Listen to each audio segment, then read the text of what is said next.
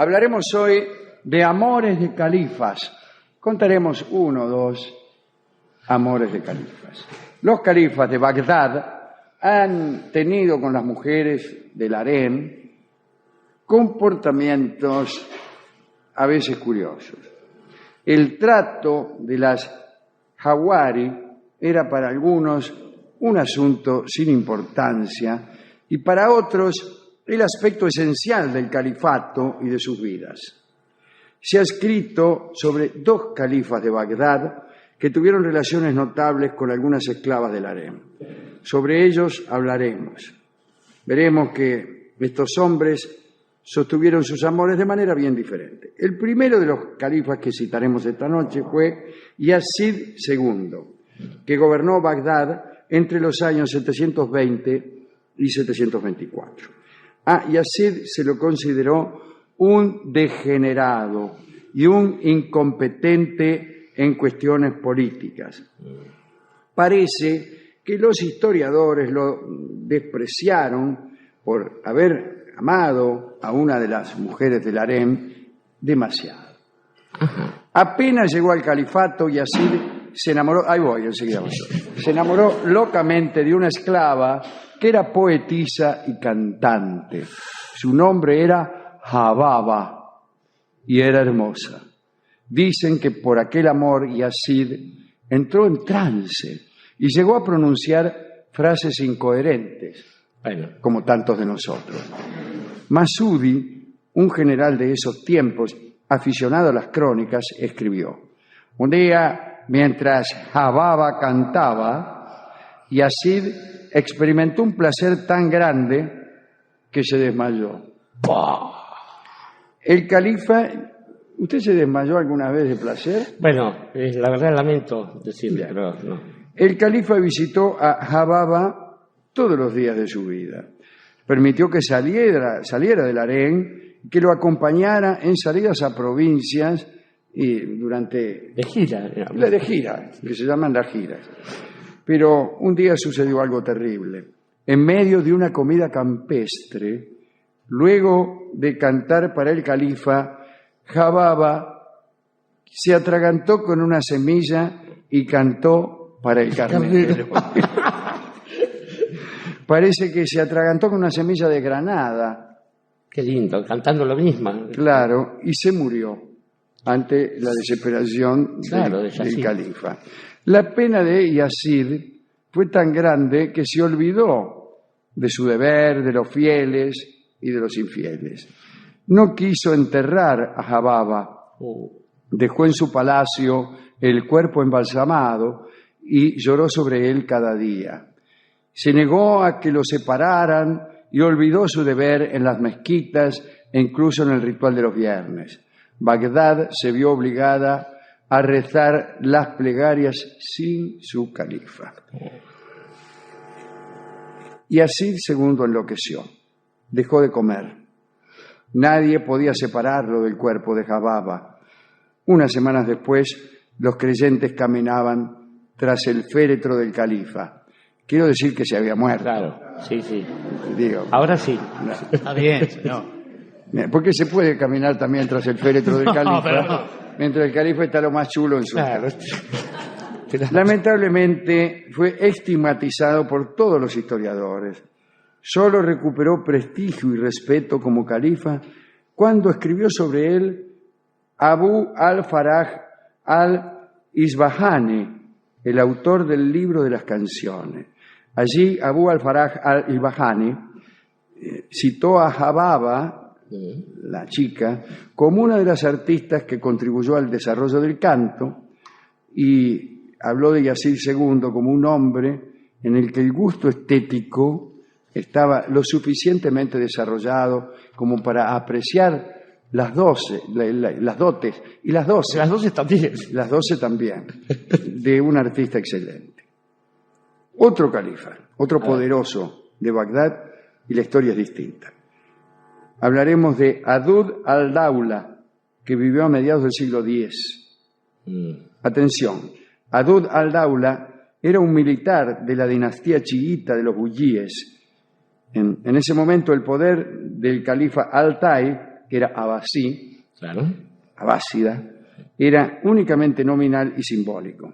Los buyíes de Adud al-Daula eran militares aristócratas que tomaron el poder y se convirtieron en la autoridad secular establecida. Entonces, ahí estaba el califa Altai, manejado por el general Adud al-Daula. El califa concedió títulos y Adud proporcionó a Bagdad la protección militar que necesitaba. Pero la relación entre el califa y el militar vino a complicarse. Adud al-Daula, el militar, dio 2 pasos que resultaron chocantes a los ojos de cualquier buen musulmán y que, en cierto modo, anunciaban la decadencia del califato como autoridad suprema. Ante todo, buenas tardes. Ante todo fue el primer líder musulmán que reivindicó el título de Shahanshah. En realidad es Shahanshah. Claro. Tiene una H final que pronuncia demasiado. Esto es un terrible insulto para el Islam, porque ese era el título de los reyes preislámicos de Persia, que habían peleado contra los maometanos. Y que persistieron hasta el siglo XX, bien entró el siglo XX, en la figura de Reza Pahlaví, Claro, derrocado el por la último revolución. Shah de Persia. La segunda transgresión de Adud al-Daula fue su exigencia de que en las plegarias de los viernes el nombre del califa, o sea, el otro niato, Altai, Sí. se pronunciara después del nombre de él, que era el líder secular. Cuando digo el califa estoy hablando del líder, digamos, religioso. Hasta ese momento solo parecían prevalecer los asuntos políticos, pero un día Adud, el más poderoso entre los musulmanes, se enamoró de una de las mujeres del harén llamada Shaghab. Shaghab. Repito, Shaghab. Dicen que el primer encuentro con Shaghab se prolongó varias noches. Cuando reapareció en el palacio, ojeroso y renqueando, Adud observó que los asuntos de gobierno se habían acumulado, es decir, había guerras pendientes, cosas así, ¿no? Y se sintió miserable por tener tan abandonados sus deberes. Y decidió no volver a ver a Shaghab, pero la pasión que ella le inspiraba volvió a tentarlo. Y pasó otras largas jornadas junto a ella. Luego de aquellos días de amor volvió otra vez y se enteró de que habían sucedido algunas cosas que lo preocuparon. Una de ellas fue que en la plegaria de los viernes se volvió a nombrar primero al califa antes que a él. Adud castigó a los culpables y prometió no volver a distraerse, pero no pudo. Vinieron nuevos días entre las delicias de Shaghab. Durante esos tiempos, Adud vino a enterarse de que el califa Altai había construido poder haciendo fastuosos regalos a los hombres de Adud, a sus propios hombres. Claro. Horrorizado, Adud hizo algo espantoso. Dice la crónica: llamó a su ayudante Shukr y le ordenó que tomara a Shaghab y la ahogara en un río. Su razonamiento era simple y estúpido. Pensó Adud: quien cede al placer perderá el poder terrenal. Y el asesinato de la hermosa Shaghab se cumplió. Estas son las historias de amor de dos califas. Curioso, estaba pensando... No demasiado lúcidos, me parece. No, los nombres tienen algún significado y Shukr suena a Shokron, pero bueno, dejemos de lado esto.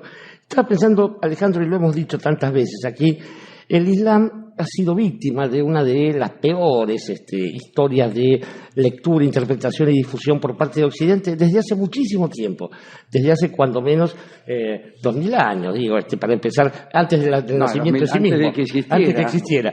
Quiero decir, porque ya había una mirada sobre Oriente que cargó el Islam sobre sí.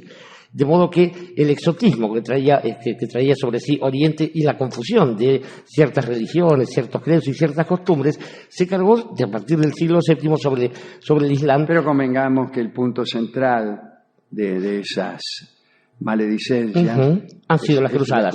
Las cruzadas. Y después de las cruzadas, para colmo, entre el año 711 y 1492, ese maravilloso pasaje de los pueblos musulmanes por España, que hicieron la cultura más rica, más venturosa, donde además el saber se mezclaba permanentemente con el placer. Y esto es bueno saberlo. Allí donde matemáticos árabes y judíos y cristianos se mezclaban con los musulmanes, muchos de ellos también, eran en el ámbito de los jardines más bellos y más con las plantas más fragantes y las aguas más frescas. Por otra parte, la mujer ha sido vista por Occidente en su lugar en el Islam con enormes confusiones también. Uno no se imagina mujeres reprendiendo a hombres. Pensemos en ese final de Granada donde la madre de el que estaba gobernando allí le dice no llores, el último, claro, como una mujer lo que no supiste defender. La madre es muy importante en esa cultura, pero también la mujer como amante. Hemos hablado aquí de las huríes y de todo eso. Y finalmente, hay otra cuestión que es curiosa. Hablando de personajes de la historia, hemos visto muchas veces la coincidencia entre grandes príncipes que a su vez han sabido ser grandes amantes. De modo que me permito decir que esta especie de moraleja que usted tiró ahí al final, que cayó sobre la cabeza de este pobre tipo, que quien cede al placer debe ceder su lugar, no me parece en absoluto que sea correcto. Un hombre de Estado en general es alguien que tiene la suficiente perspectiva como para saber que todas las cosas involucran la grandeza verdadera para los que creen en Dios, de Dios, y la grandeza del hombre en otro caso. De modo que aquel tipo que sabe gobernar con una mano sabia, no de hierro, sabia y con una perspectiva de historia, los asuntos del Estado, difícilmente va a renunciar a aquellas otras cosas que nosotros narraríamos sencillamente como un placer. Y un placer es un vals tradicional que vamos a escuchar en la deliciosa versión de Aníbal Troilo y Roberto Grela. Adelante.